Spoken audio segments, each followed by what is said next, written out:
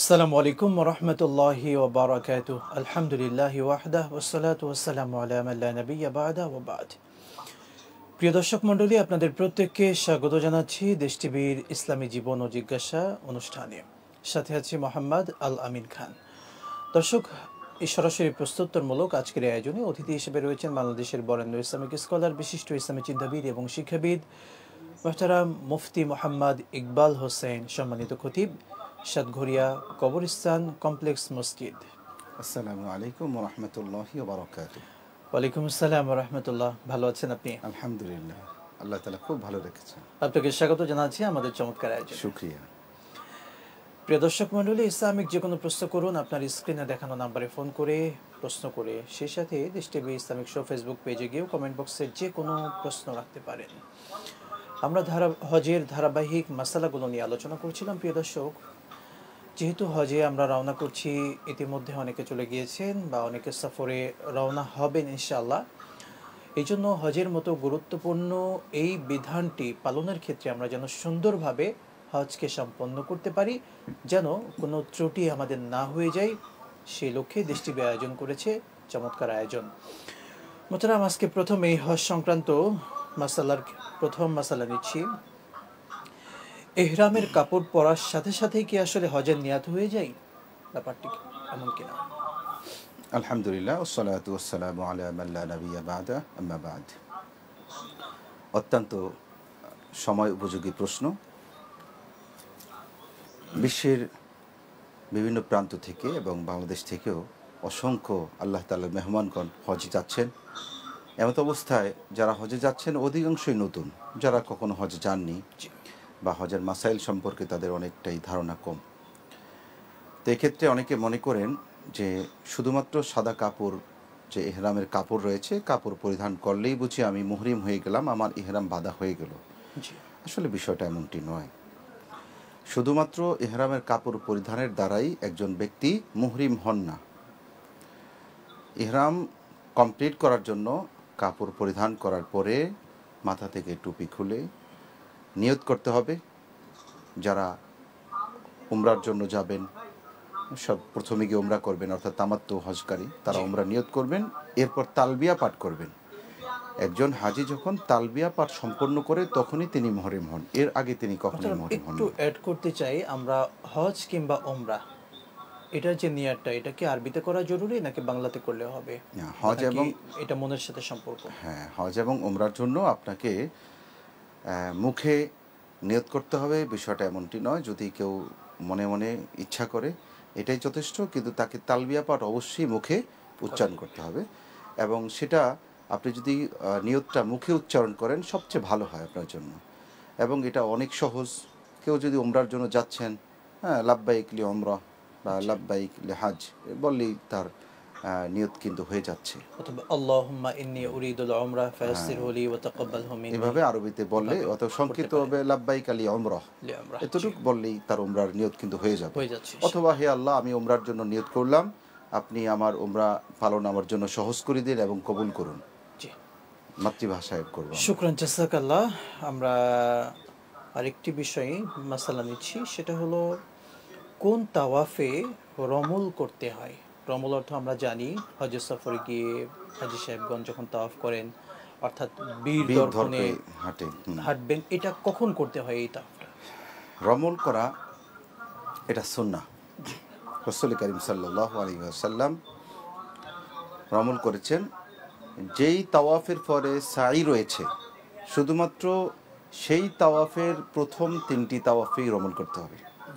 যেই তাওয়াফের পরে সাই নেই, অর্থাৎ নফল তাওয়াফ, সেই তাওয়াফে কিন্তু আমরা রমল করব না। অনেক হাজী সাহেব রয়েছে, তারা মনে করে প্রত্যেক তাওয়াফেই বুঝি রমল রয়েছে, তারা নতুন নতুন যায়, একটু রমল করতে ভালো লাগে। বিষয়টা এরকম নয়।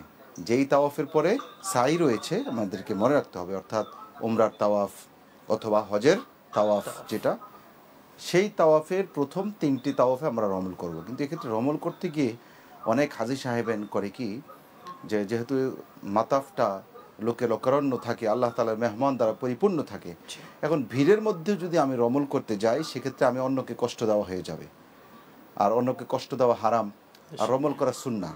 সুতরাং ভিড়ের মধ্যে আমরা কখনোই রমল করব না, এটাকে পরিহার করব। যখন সুযোগ থাকে হাঁটতে হাঁটতে যে অংশটা আমি একটু ঘেপ পেলাম সেখানে আমি একটু বাহু এরকম ধুলিয়ে ধুলিয়ে বীর দরফে আমি একটু হাঁটলাম, এটা হলো রমল। শুকরান, জাযাকাল্লাহ। একই সঙ্গে এই রিলেটিভ আরেকটি প্রশ্ন নিচ্ছি, ইজতিবা অর্থাৎ এহরামের কাপড়কে আমরা যখন কাঁধের উপরে তুলে দেওয়া হয়, এটা কোন সময় করতে হয়, তাওয়াফের কোন সময় এটা করা যাবে? ইজতিবা এটা একটা আরবি শব্দ যার সামর্থ্য বা বাংলার সহজ অর্থ হলো বাম বগলের নিচ দিয়ে এই আপনার এনে এরকম ডান কাপটাকে কি রাখা, খালি রাখা, উন্মুক্ত রাখা। এটা হলো ইজতিবা। এখন এই ইজতিবাটা এটা কিন্তু আপনাকে মনে করতে হবে, মনে রাখতে হবে। এটাও ঠিক তেমনিভাবে যেই তাওয়াফের পরে সাই রয়েছে শুধু সেই তাওয়াফই আমরা কি করব, ইজতিবা করব। এবং সাইর মধ্যে কিন্তু আমরা ইজতিবা করব না। অনেক হাজি রয়েছেন যারা ইহরামের পরেই তারা ইজতিবার মতো করেই কি করে এহরামের কাপড়টা পরিধান করে। আসলে এহরামের কাপড়টা কিন্তু আমরা যেভাবে চাদর গায়ে দিই ঠিক সেভাবে গায়ে দেব। ইজতিবা আমরা করব কখন, যেই তাওয়াফের পরে সাই রয়েছে, অর্থাৎ উমরার জন্য যে তাওয়াফ, এমনিভাবে হজের জন্য যে তাওয়াফ, সেখানে আমরা শুধু তাওয়াফের ভিতরেই ইজতিবা করব, সাইর মধ্যে আমরা ইজতিবা করব না। শুকরান, জাযাকাল্লাহ। আমরা এখান থেকে শুনবো। দর্শক রয়েছেন, আসসালামু আলাইকুম ওয়া রাহমাতুল্লাহ। দর্শক কে আছেন, নাম বলে প্রশ্ন করুন। আসসালামু আলাইকুম ওয়া রাহমাতুল্লাহ। ওয়া আলাইকুম আসসালাম ওয়া রাহমাতুল্লাহ। প্রশ্ন করুন। পাবনা থেকে আমি আব্দুল জব্বার বলছি। জি, প্রশ্ন করুন। হুজুর, আমার তিনটে প্রশ্ন, সংক্ষিপ্ত প্রশ্ন। এক নম্বর প্রশ্ন, কুরআন নাজিলের সঠিক দিক নির্দেশনা। শাহরু রমজানাল্লাযী উনজিলা ফিল কুরআন, যেখানে আছে 3 নম্বর আয়াতে ইন্না আনজালনাহু ফি লাইলাতিল মুবারাকাতিন, এটা বরকতময় রাতে কুরআন নাজিল করেছে। এই ব্যাপারে কিছু বলবেন? আর 2 নম্বর প্রশ্ন, হুজুর, নবী করিম সাল্লাল্লাহু আলাইহি ওয়াসাল্লাম পিতা মাতা মুসলমান হওয়াটা কোন সময় হয়েছে, ঘটনাটাকে বিষয়ে বলবেন। আর একজনের জানাজার নামাজ কয়বার হতে পারে? যেমন ইরানের প্রেসিডেন্ট মারা গেছে, বারবার জানাজা হচ্ছে, একজনের জানাজার নামাজে কয়বার হতে পারে আর কি, এটা সঠিক নির্দেশনা। তবে আপনাকে একটু স্মরণ করিয়ে দিতে চাই, 2 নম্বর প্রশ্নের ক্ষেত্রে রাসূল পাক সাল্লাল্লাহু আলাইহি ওয়াসাল্লামের তার আব্বা আম্মা তাদের ব্যাপার নিয়ে কোনো প্রশ্ন না করাটাই এটা উত্তম হবে আমাদের জন্য। শুকরান, জাযাকাল্লাহ। আমরা আপনার প্রশ্নগুলোর উত্তর নেব বিরতির পরে ইনশাআল্লাহ। প্রিয় দর্শক, সময় হয়েছে ছোট্ট বিরতির, সঙ্গেই থাকুন, ফিরছি ইনশাআল্লাহ।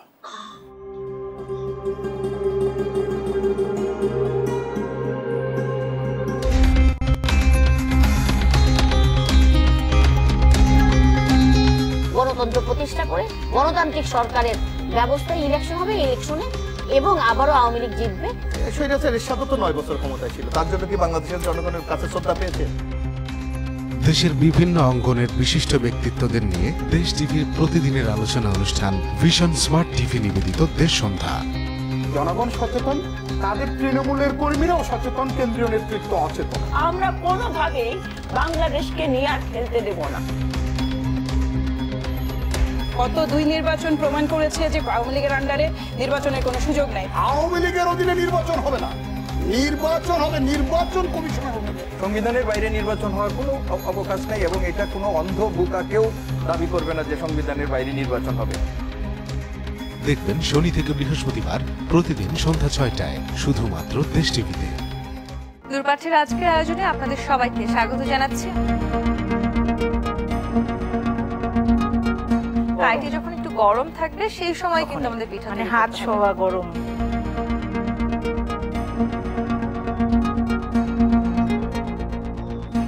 পাঠাটা দেওয়ার আগে আপনি ফুলটা আগে সেট করে দেখছেন যে কেমন দেখায়।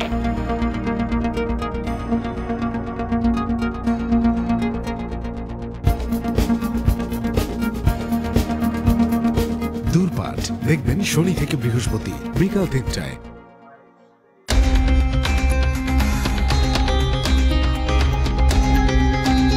গণতন্ত্র প্রতিষ্ঠা করে গণতান্ত্রিক সরকারের ব্যবস্থায় ইলেকশন হবে, ইলেকশনে এবং আবারও আওয়ামী লীগ জিতবে। স্বৈরাচার এরশাদও তো 9 বছর ক্ষমতায় ছিল, তার জন্য কি বাংলাদেশের জনগণের কাছে শ্রদ্ধা পেয়েছে? দেশের বিভিন্ন অঙ্গনের বিশিষ্ট ব্যক্তিত্বদের নিয়ে দেশ টিভির প্রতিদিনের আলোচনা অনুষ্ঠান ভিশন স্মার্ট টিভি নিবেদিত দেশ সন্ধ্যা।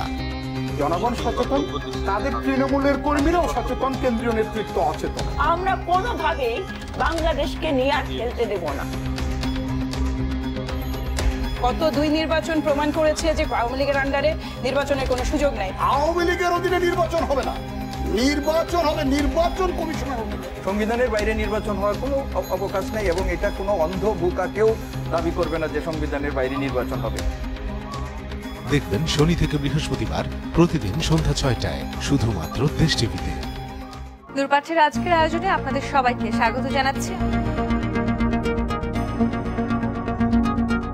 ফ্লাইটে যখন একটু গরম থাকবে সেই সময় কিন্তু আমাদের পিঠা মানে হাত ছোঁয়া গরম।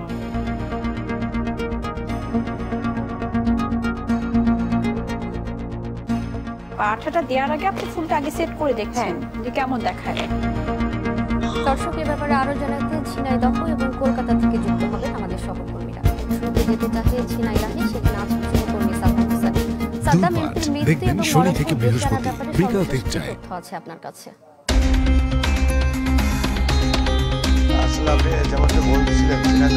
গণতন্ত্র প্রতিষ্ঠা করে গণতান্ত্রিক সরকারের ব্যবস্থায় ইলেকশন হবে, ইলেকশনে এবং আবারও আওয়ামী লীগ জিতবে।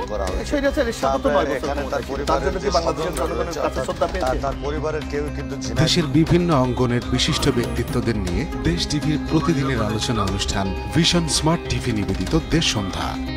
জনগণ সচেতন।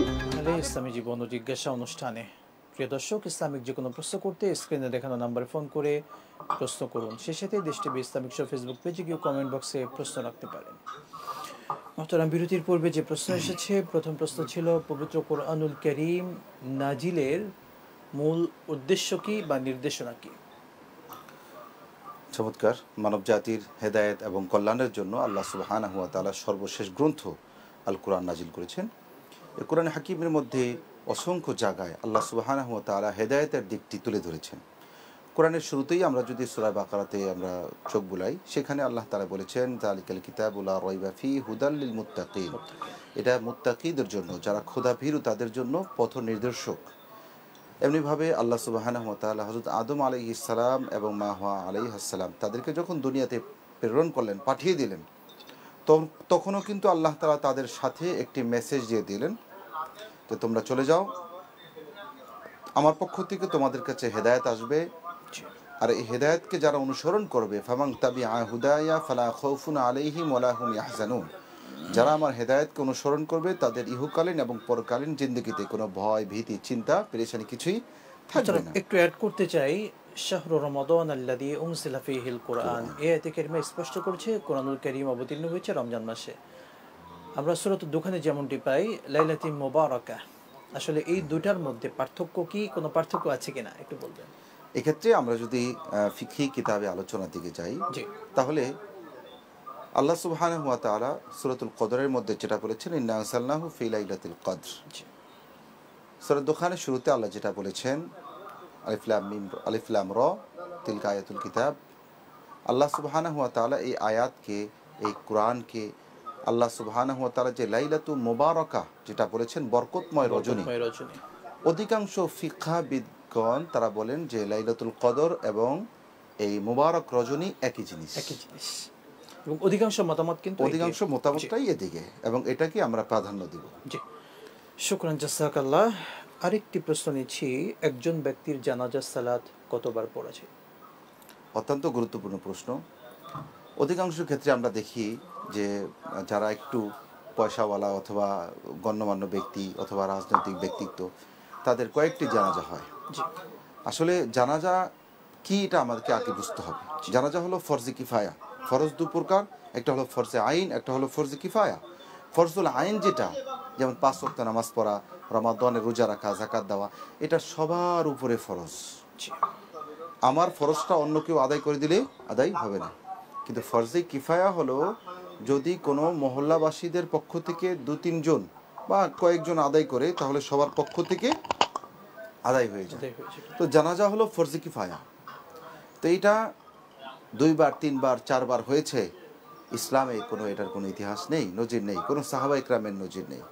জানাজা একবারই হবে এবং এটাই বিধান। তবে এক্ষেত্রে একটু সুযোগ রয়েছে, মাসআলা রয়েছে, যে কোনো মৃত ব্যক্তির ওয়ালি যিনি, অভিভাবক যিনি, যেমন একজন মৃত ব্যক্তির 4 ছেলে, 4ও ছেলে কিন্তু ওয়ালি, অভিভাবক, যে কোনো একজন যদি আদায় করে ফেলে, তাহলে আর কেউ আদায় করতে পারবে পারবে না। না। কিন্তু যদি কোনো ওয়ালি আদায় না করেন এবং তাদের অনুমতি ছাড়াই তৃতীয় কোনো ব্যক্তি বা ব্যক্তিবর্গ যদি জানাজার নামাজ আদায় করে ফেরে, তাদেরকে না জানিয়ে, তাদের অনুমতি না নিয়ে তাহলে বা সন্তানরা পুনরায় পারবে, তাদের নিষেধ অমান্য করে, সেক্ষেত্রে ওয়ালিদের এই অনুমতি রয়েছে যে তারা অন্যান্য লোকদেরকে নিয়ে আবার জানাজা দিতে পারবে। শুকরান জাযাকাল্লাহ। আমরা একটা ফোন কল নিচ্ছি। আসসালামু আলাইকুম ওয়া রাহমাতুল্লাহ। দর্শক কে আছেন, প্রশ্ন করুন।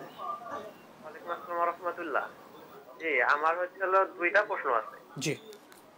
আমার প্রথম প্রশ্ন হচ্ছে যে আমরা দেখতে পাই যে বিভিন্ন ক্যালেন্ডারে মানে ঈদের একটা আগাম একটা মানে তারিখ দেওয়া থাকে যে অমুক তারিখের মধ্যে হয়তো বা ঈদ হয়ে যাবে। তো এর উপর ভিত্তি করে যদি কোনো ব্যক্তি কাউকে বলে যে আগামী মাসে হয়তো বা অমুক অমুক তারিখ ঈদ হওয়ার সম্ভাবনা আছে, তো এইটি বললে কি গুনাহ হবে, যেহেতু এখানে আগাম মানে একটা আগাম একটা ডেটের কথা চলে আসছে? দ্বিতীয় প্রশ্ন। আর হচ্ছে দ্বিতীয় প্রশ্ন হচ্ছে কোনো হারাম কাপড়ের পানির ছিটা ফোঁটা যদি হালাল কোনো কাপড় এসে পড়ে, তাহলে সেই হালাল কাপড়টিকে আবার ধুতে করতে হবে কিনা, এই বিষয়ে একটু জানাবেন। আসসালামু আলাইকুম। বুঝতে পেরেছি, সঙ্গেই থাকুন। প্রিয় দর্শক মণ্ডলী, নিচ্ছি আবারও একটি বিরতি, সঙ্গেই থাকুন, ফিরছি ইনশাআল্লাহ।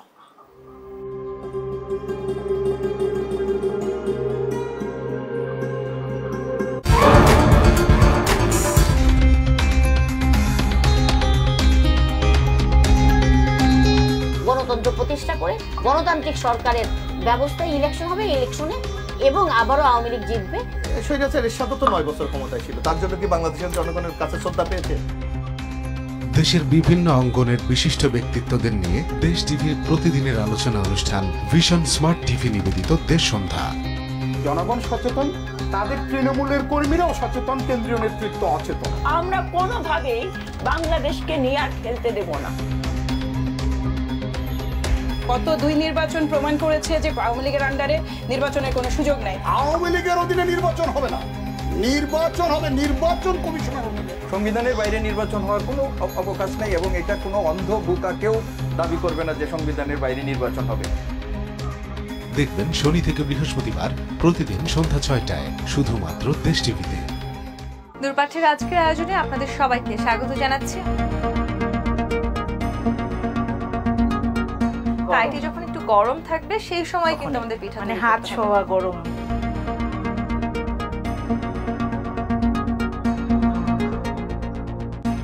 পাঠাটা দেওয়ার আগে আপনি ফুলটা আগে সেট করে দেখছেন যে কেমন দেখায়।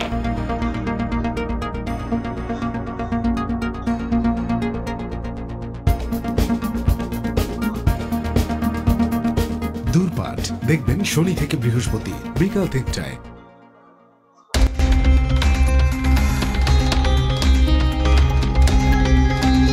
গণতন্ত্র প্রতিষ্ঠা করে গণতান্ত্রিক সরকারের ব্যবস্থায় ইলেকশন হবে, ইলেকশনে এবং আবারও আওয়ামী লীগ জিতবে। স্বৈরাচার এরশাদও তো 9 বছর ক্ষমতায় ছিল, তার জন্য কি বাংলাদেশের জনগণের কাছে শ্রদ্ধা পেয়েছে? দেশের বিভিন্ন অঙ্গনের বিশিষ্ট ব্যক্তিত্বদের নিয়ে দেশ টিভির প্রতিদিনের আলোচনা অনুষ্ঠান ভিশন স্মার্ট টিভি নিবেদিত দেশ সন্ধ্যা। জনগণ সচেতন, তাদের তৃণমূলের কর্মীরাও সচেতন, কেন্দ্রীয় নেতৃত্ব অচেতন। আমরা কোনোভাবেই বাংলাদেশকে নিয়ে আর খেলতে দেব না। গত 2 নির্বাচন প্রমাণ করেছে যে আওয়ামী লীগের আন্ডারে নির্বাচনের কোনো সুযোগ নাই। আওয়ামী লীগের অধীনে নির্বাচন হবে না, নির্বাচন হবে নির্বাচন কমিশনের অধীনে। সংবিধানের বাইরে নির্বাচন হওয়ার কোনো অবকাশ নেই এবং এটা কোনো অন্ধ বোকা কেউ দাবি করবে না যে সংবিধানের বাইরে নির্বাচন হবে। দেখবেন শনি থেকে বৃহস্পতিবার প্রতিদিন সন্ধ্যা 6টায় শুধুমাত্র দেশ টিভিতে। দূরপাঠের আজকের আয়োজনে আপনাদের সবাইকে স্বাগত জানাচ্ছি। ফ্রাইডে যখন একটু গরম থাকবে সেই সময় কিন্তু আমাদের পিঠা মানে হাত ছোঁয়া গরম।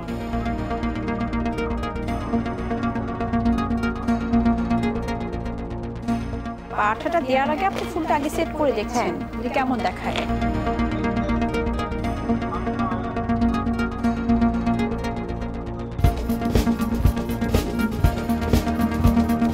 দূরপাঠ দেখবেন শনি থেকে বৃহস্পতি বিকাল 3টায়।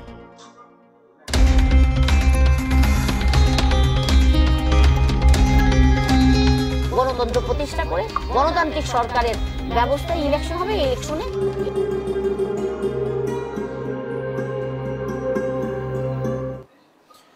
বিরতির পরে আবারও স্বাগত জানাচ্ছি আপনাদের প্রিয় চ্যানেলে ইসলামী জীবন ও জিজ্ঞাসা অনুষ্ঠানে। প্রিয় দর্শক, ইসলামিক যে কোনো প্রশ্ন করতে স্ক্রিনে দেখানো নাম্বারে ফোন করে প্রশ্ন করুন।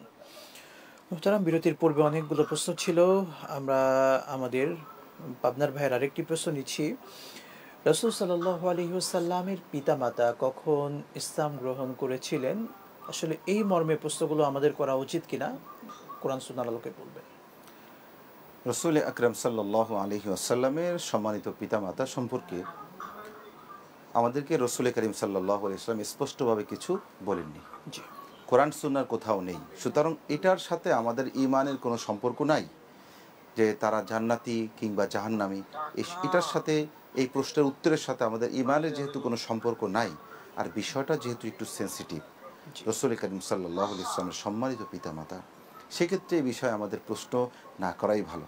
আল্লাহ চাহিত আমরা জান্নাতে যাওয়ার পরে আমরা নিজেরাই দেখতে পাবো যে আসলেই তারা জান্নাতি কিংবা কোথায় তাদের অবস্থান। নিঃসন্দেহে। শুকরান, জাযাকাল্লাহ। আমাদের ভাইয়ের যে প্রশ্ন ছিল, আমরা অনেক সময় বিভিন্ন ক্যালেন্ডারে, প্রত্যেক ক্যালেন্ডারে সম্ভাব্য ঈদের তারিখ দেয়া থাকে। সেই সম্ভাব্য ঈদের তারিখগুলো যদি আমি উল্লেখ করি কিংবা রমজানের তারিখগুলো যদি উল্লেখ করে কাউকে বলি, এক্ষেত্রে কোনো গুনাহ হবে কি না? সম্ভাব্য তারিখ বলতে সব ক্যালেন্ডারে কিন্তু নিচে একটা লেখা থাকে যে চাঁদ দেখার অথবা চাঁদ, ঈদ, এগুলা কিন্তু চাঁদ দেখার উপর নির্ভরশীল। সুতরাং এই চাঁদ দেখার উপর নির্ভরশীল হয়ে কেউ যদি বলে যে অমুক তারিখে ঈদ হতে পারে, তাহলে তার কোনো গুনাহ হবে না। জি, শুকরান, জাযাকাল্লাহ। সবশেষ আরেকটি প্রশ্ন ছিল, অপবিত্র পোশাকের পানি যদি পবিত্র পোশাকে লেগে যায় কিংবা অপবিত্র পোশাকটি যদি পবিত্র পোশাকে লেগে যায়, এক্ষেত্রে কোনো ক্ষতি হবে কিনা বা করণীয় কি? অত্যন্ত গুরুত্বপূর্ণ প্রশ্ন। এ বিষয়ে সবিস্তারিত এলেম পাওয়ার জন্য আসলে আমরা এই স্বল্প সময়ে বলে শেষ করতে পারবো না।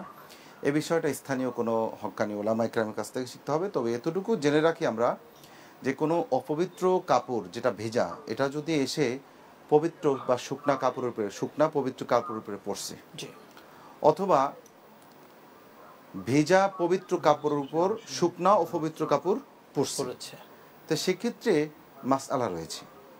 সবচেয়ে উত্তম হলো কনফিউজ না হয়ে আমি পবিত্র কাপড়টাকে ধুয়ে নেব, এটাই সবচেয়ে ভালো ইতমিনান দিলের জন্য।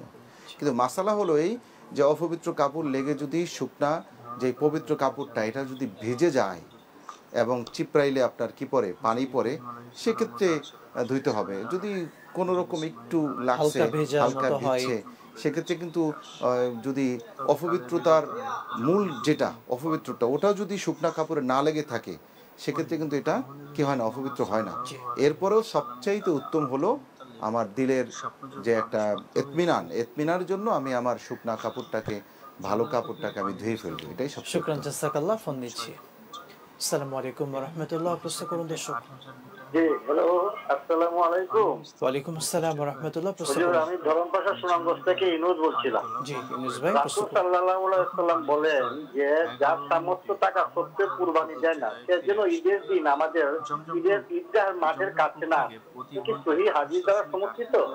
আর 2 নম্বর প্রশ্ন হলো, হুজুর, রাসূল সাল্লাল্লাহু আলাইহি ওয়াসাল্লাম বলেন যে কুরবানির গোশত তোমরা খাও, নিজেরা খাও, অন্যকে খাওয়াও এবং সঞ্চয় করে রাখো।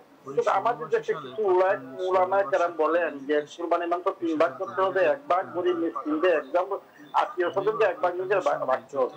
এইভাবে না করলে কুরবানি হবে না। এটা কি কোনো, তারা এটা কিসের ভিত্তিতে বলে? দুটি প্রশ্নই বুঝতে পেরেছি, সঙ্গেই থাকুন শেখ। প্রথম যে প্রশ্ন, কুরবানি যারা দেয় না তাদের মর্মে যে হাদিসটি এসেছে আমরা পাই যে সে যদি কোরবানি না দেয় সে যেন আমার ঈদগাহে না আসে, এই হাদিসটির অবস্থান নিয়ে একটু বলবেন। আসলে যে হাদিসটি ভাই বলেছেন যে মাল্লাম ইউদাহি ওয়ালাহু সাআহ ফালা ইকরাবান্না মুসাল্লানা, যে হাদিসটি রয়েছে যে ব্যক্তির সামর্থ্য থাকা সত্ত্বেও কোরবানি দিল না, সেই জন্য ঈদগাহে না আসে, আসলে এই হাদিসটি অত্যন্ত সহিহ। এবং এই হুকুমটা রাসূল কারীম সাল্লাল্লাহু আলাইহি ওয়াসাল্লাম কিন্তু ধমকমূলক বলেছেন।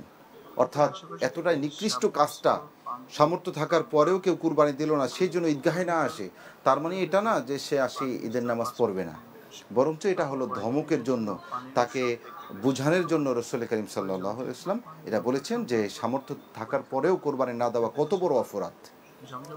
জি, বুঝতে পেরেছি। আরেকটি প্রশ্ন ছিল, আমরা যে কোরবানির 3 ভাগের যে ব্যাপারটি বলে থাকি, যে ব্যক্তি যিনি দিয়েছেন তার জন্য, আত্মীয় স্বজন এবং যারা গরিব মিসকিন রয়েছেন তাদের জন্য, আসলে এটি করতে হবে কিনা বা এই ব্যাপারে যদি একটু বলতেন বুঝি।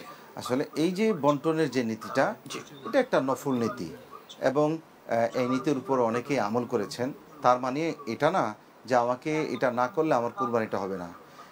10 জন ফ্যামিলির সদস্য রয়েছে, ছোট একটি বকরি দ্বারা কেউ কুরবানি করলো, এখন এখান থেকে সে যদি 2 ভাগ দিয়ে দেয় তো 1 ভাগ দিয়ে তাদের তো হবে না। সুতরাং আমি আমার কুরবানির গোশত আমি ইচ্ছা করলে পুরোটাই আমি দিয়ে দিতে পারবো গরিবদেরকে, অথবা আমি যদি আমার প্রয়োজন হয় আমি পুরাটাই খেয়ে নিতে পারবো, অথবা আমি যদি জমা করেও রাখি, ফ্রিজে রেখে দেই, আমার কুরবানির সাথে এই রাখার সাথে কোনো সম্পর্ক নাই, আমার কুরবানি হয়ে যাবে। তবে সামর্থ্যবানদের জন্য উচিত যে অসহায় দুস্থ যারা কুরবানি দিতে পারে না তাদের দিকে খেয়াল রাখা এবং সেদিকে চিন্তা করেই কিন্তু আমরা যে 3 ভাগের ব্যাপারটি, আমার আত্মীয় স্বজন তারাও খুশি থাকলেন, যারা গরিব মিসকিন তাদের হকটাও পরিপূর্ণ আদায় হলো, আমরাও সন্তুষ্ট থাকলাম। এটা নিয়েই কিন্তু এই 3 ভাগের ব্যাপারটি প্রচলন এসেছে, এটার সাথে কুরবানির কোনো সম্পর্ক। শুকরান, জাযাকাল্লাহ, আপনাকে অসংখ্য ধন্যবাদ। প্রিয় দর্শক মণ্ডলী, আল্লাহ তাআলা আমাদের প্রত্যেককে আমাদের জীবনগুলো সুন্দরভাবে গঠন করার তৌফিক দিন। আমিন। বিদায় নিচ্ছি। আসসালামু আলাইকুম ওয়া রাহমাতুল্লাহি ওয়া বারাকাতুহু।